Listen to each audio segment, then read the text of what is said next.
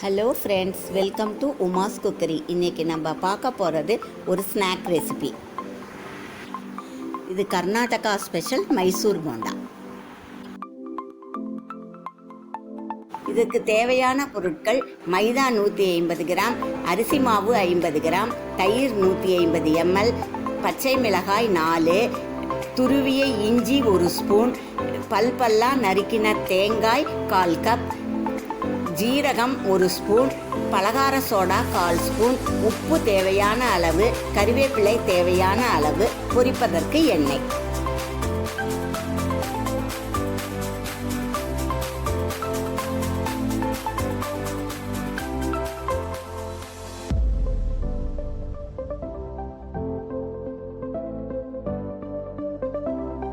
ஒரு பவுலில் 150 கிராம் மைதா, 50 கிராம் அரிசி மாவு, பொடி பொடியாக நறுக்கின பச்சை மிளகா, 1 ஸ்பூன் ஜீரகம்.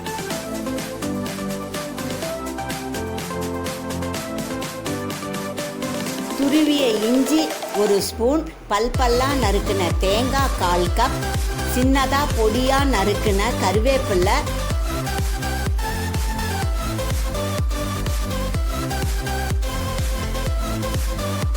இதோட 1/2 ஸ்பூன் உப்பு, 1/4 ஸ்பூன் பலகார சோடா போட்டு நல்லா கலந்து விட்டுக்கோங்க.